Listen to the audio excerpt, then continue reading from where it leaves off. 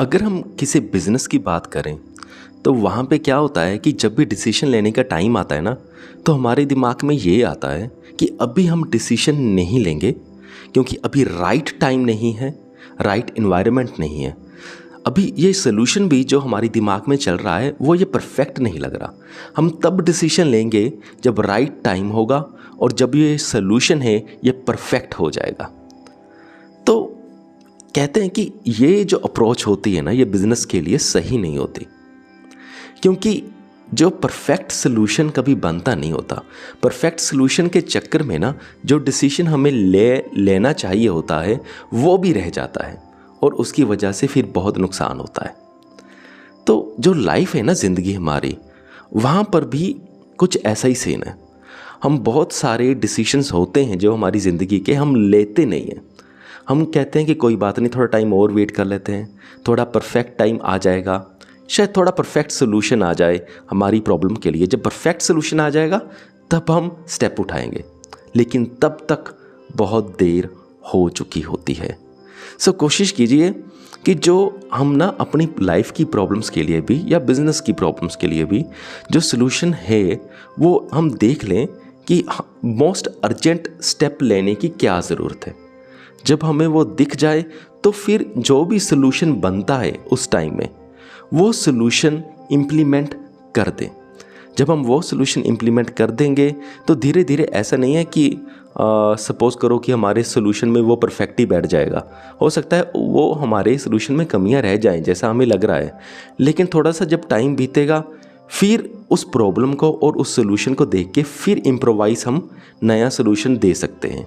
लेकिन एक बार कुछ ना कुछ सोल्यूशन तो आप ज़रूर दे ही दीजिए।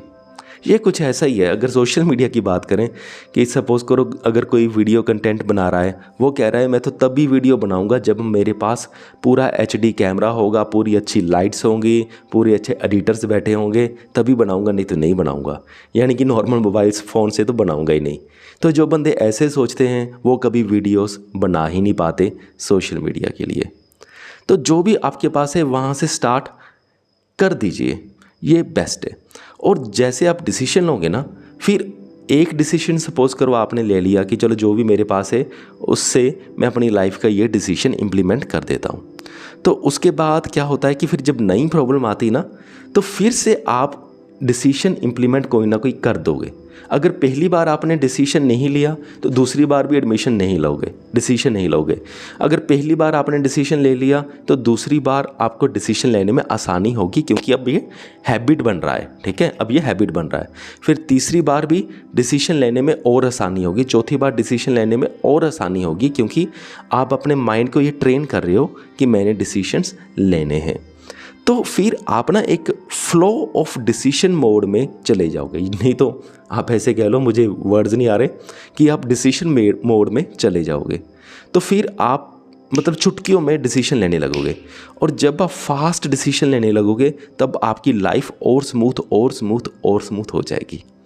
और ये भी मत भूलिए कि जो हम स्पिरिचुअलिटी को फॉलो करते हैं ना, जो मैं स्पिरिचुअलिटी की बातें करता हूँ, ये भी एक डिसीजन ही है कि मैं स्पिरिचुअलिटी को सीरियसली फॉलो करूँगा। अगर बात छोटी छोटी डिसीजंस लोगे तो ये डिसीजन लेनी भी आपके लिए इजी हो जाएगी कि आपने स्पिरिचुअलिटी को फॉलो करना है। ठीक है, तो आप डिसीजन मोड में जाइए, क्योंकि लाइफ जो है ना ये चॉइसेस ही हैं। और चॉइसेस क्या है? एक तरह से डिसीजन है कि मैंने कौन सी चॉइस को फॉलो करना है। तो अगर आप डिसीजन मोड में होगे तभी फॉलो करोगे, नहीं तो सारी उम्र सोचते ही रहोगे कि मैं ये डिसीजन लूँ या ये डिसीजन लूँ, या ये चॉइस को फॉलो करूँ या उस चॉइस को फॉलो करूँ। ऐसे ही ज़िंदगी निकल जाएगी। चलो ठीक है, मुझे उम्मीद है कि आप सबको मेरा पॉइंट समझ में आ गया होगा। सो इस वीडियो को यहाँ तक देखने के लिए आपका बहुत बहुत धन्यवाद।